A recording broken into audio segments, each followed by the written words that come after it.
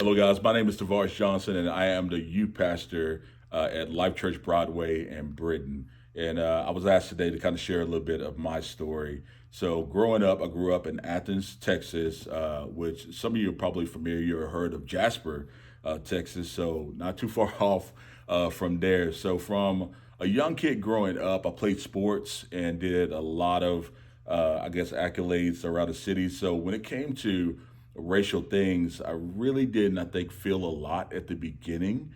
But when I turned 17, they kind of took a little turn.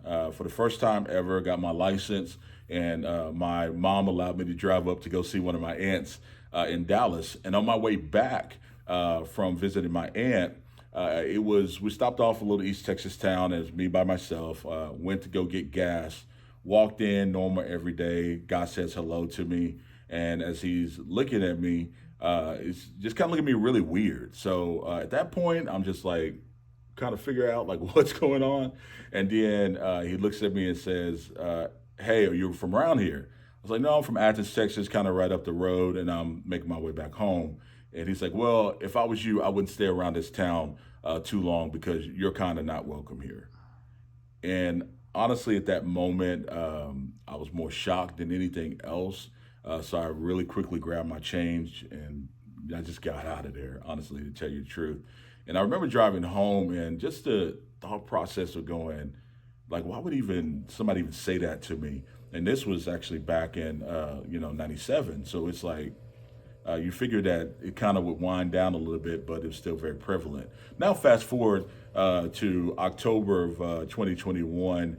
I'm driving home from the church, get on the turnpike. As I'm going along, this cop pulls up behind me.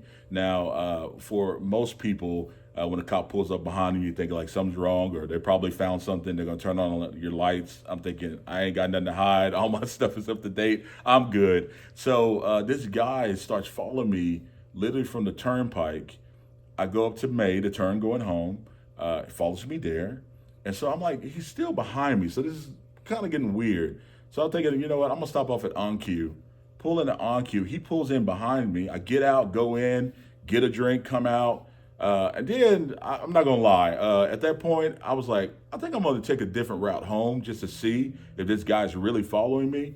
And so instead of turning right, turn left, go up to Portland, head that way, and he follows me every single step of the way. In fact, he follows me all the way to my house. And at that point, I get out of my car and I just look at him, and I'm going kind of like, "What are you doing?" Kind of feel, and I just grabbed my bag and went in the house. And honestly, to tell you the truth, I couldn't really believe it. I was more in shock, and it took me a little bit to get over that, if I was to be honest with you. So, as a black man in this time, in this age, especially dealing with youth, I tell guys all the time, hey, when you're driving, make sure you pay attention to what you're doing. Don't be going fast. Make sure you got your license. Make sure you got your insurance on you. And make sure if a cop pulls you over, you put your hands on the steering wheel. And to tell you the truth, that's a sad reality to think that I have to say that every single time just because you're a young black person. So if I'm sitting here and I'm having a conversation with you and you're saying, what can I do? I think the biggest thing you can do, one, is just listen. That's listening to the stories and understanding the hurts and pains that people walk through. That's just real. And I don't care whether it's racial tension or somebody's walking through something. When you take time to listen, that helps. And on the other side of it, it's like, you know what? You don't have to have all the answers.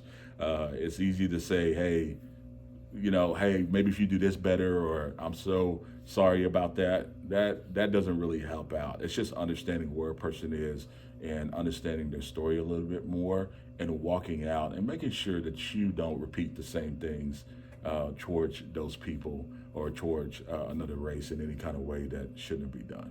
So pretty much that's me in a nutshell.